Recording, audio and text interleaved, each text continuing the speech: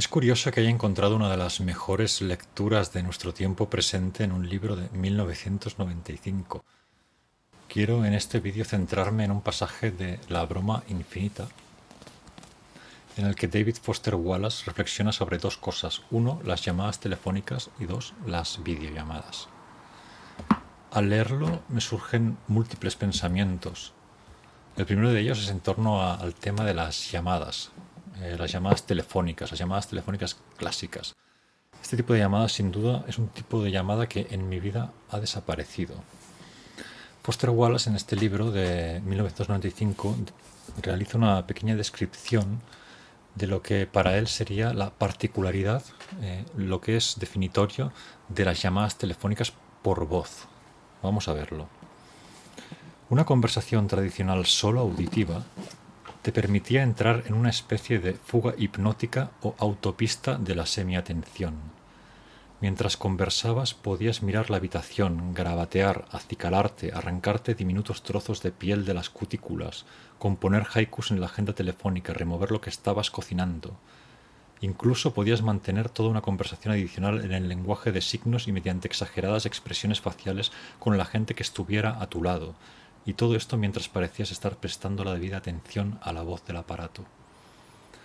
Y no obstante, incluso mientras dividías tu atención entre el teléfono y toda una serie de pequeñas actividades, nunca te sentías acechado por la sospecha de que la atención de tu interlocutor podía estar tan dividida como la tuya.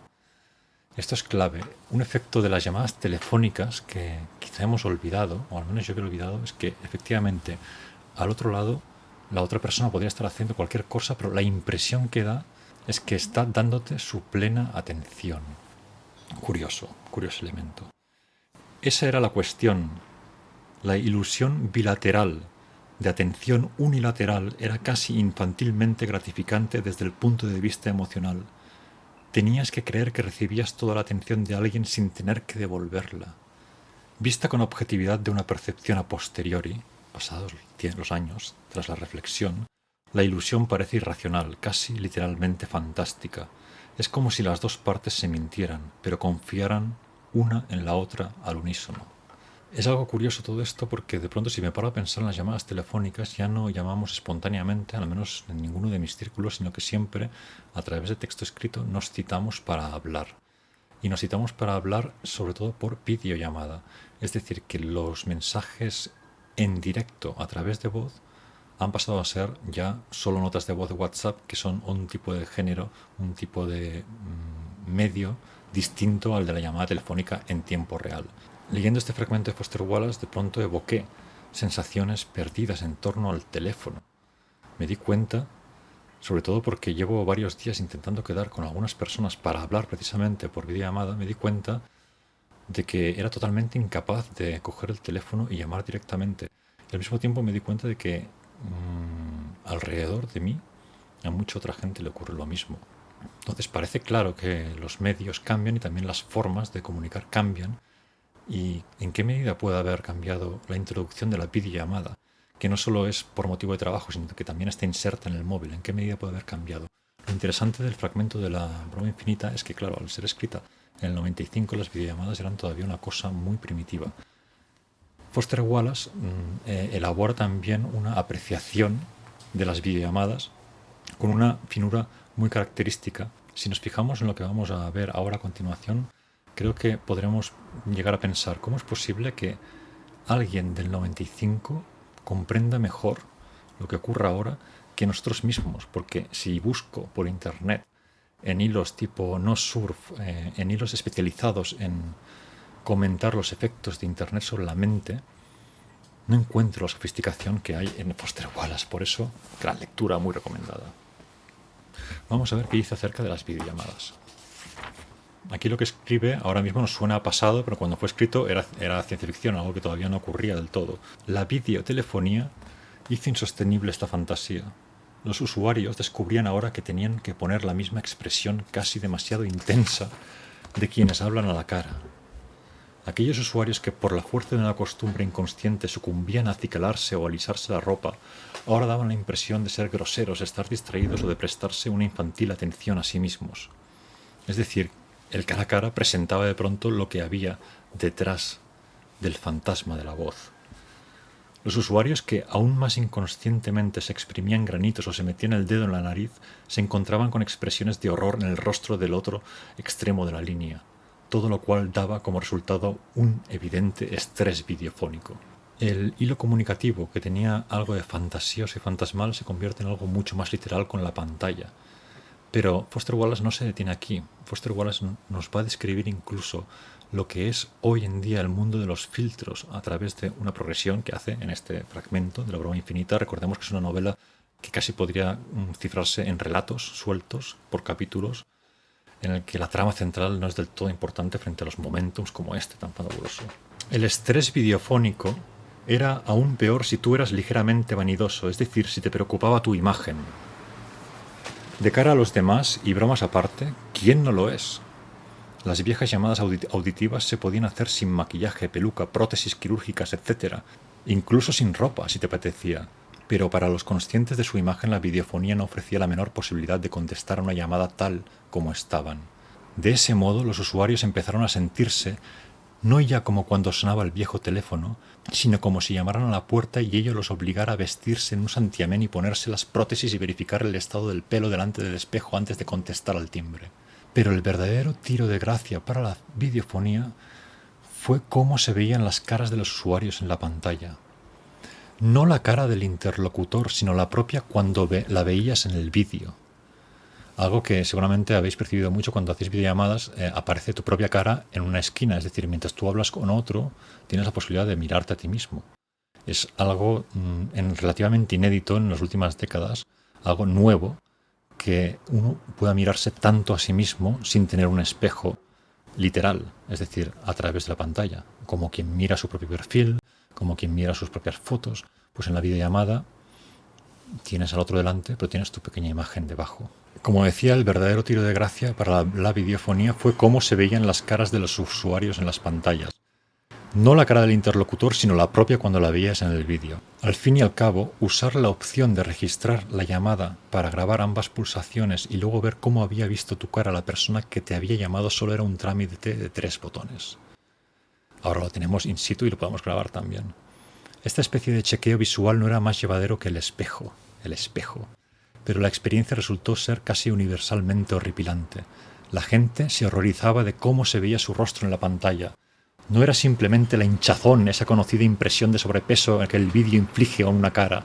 Efectivamente, las operaciones de nariz, creo que si no me equivoco, han aumentado muchísimo % desde que existen los selfies, por el efecto que hacen las lentes cuando uno se toma un selfie. Da la impresión de que hay una rechonchez que no existe realmente. Ya lo veía este hombre mucho antes de que saliera la noticia.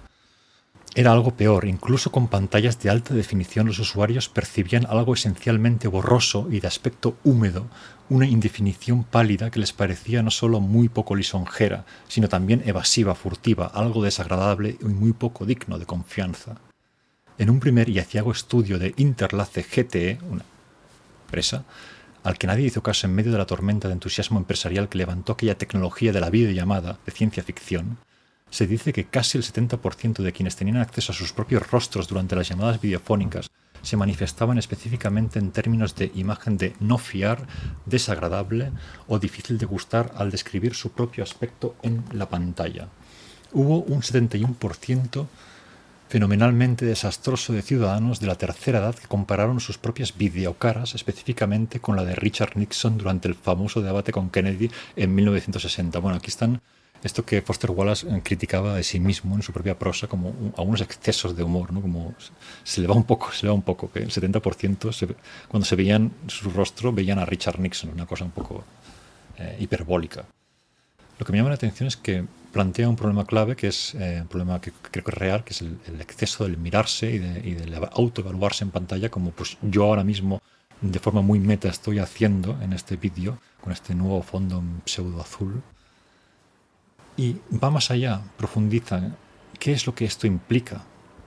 Y aquí me parece que aparece la novedad, porque de pronto nos plantea el fenómeno de los filtros, lo plantea aquí mucho antes de que existiera como tecnología. La solución propuesta a lo que los psicólogos asesores de la industria de las telecomunicaciones denominaron disforia videofisionómica, aquí se lo está inventando, pero luego resulta que existe este tipo de patología, sin duda, fue sin duda el advenimiento del enmascaramiento de alta definición. De hecho, fueron esos empresarios que gravitaron hacia la producción de imágenes videofónicas de alta definición y luego directamente a las máscaras. Él llama aquí a los filtros máscaras. Fueron ellos quienes superaron la corta vida del fenómeno videofónico sin perder hasta la camisa y bastante forrados. En lo que respecta a las máscaras, la opción inicial fue de imágenes fotográficas de alta definición. Es decir, coger los elementos más atractivos de un conjunto de fotografías en distintas poses favorecedoras de un determinado usuario y gracias a los equipos disponibles de configuración de imágenes de los que fueron pioneras las industrias de la cosmética y el orden público, aquí está hablando de las IAs, por ejemplo, claramente, o de un Photoshop avanzado, combinarlos en una composición de alta definición muy atractiva de un rostro con una expresión honesta y con el exceso de intensidad justo para una atención completa. Los filtros, lo que puedes meterte en Instagram y mientras te grabas te deforma la cara en tiempo real y tú te grabas de tal manera que apareces sin ojeras, sin arrugas, mucho más guapo o guapa. Los consumidores, ojo, pronto descubrieron que valía la pena pagar el alto coste de una máscara permanente y portátil porque, si se tenían en cuenta los beneficios de reducción de estrés y de DVF, es decir, esta cosa, disforia videofisionómica, la enfermedad que él la define así, si se tenía en cuenta la reducción de estrés y de DVF y las eficaces cintas de velcro para atarse la máscara, entonces la cabeza del usuario salía por muy poco dinero. Está hablando literalmente de unas máscaras físicas que se ponían en alta definición, o sea, como un filtro predigital, un filtro analógico primero. Las máscaras de alta definición, cuando no estaban en uso, simplemente colgaban de un gancho al lado de la consola telefónica del ordenador, dando sin duda una imagen un tanto surrealista y desconcertante cuando se las colgaba vacías y arrugadas. A veces había un problema de identidad errónea potencialmente negativo cuando se trataba de un servicio de multiuso familiar o empresarial que implicaba a una apresurada selección de la máscara correcta en una larga hilera de máscaras vacías. Es decir, que la gente, como nosotros hoy podemos en el Meet cambiar nuestra máscara, nuestro filtro, pues tenía una serie de máscaras colgadas en la pared que según la ocasión se ponían. Entonces había la confusión de si tengo una reunión de trabajo, ¿qué máscara cojo?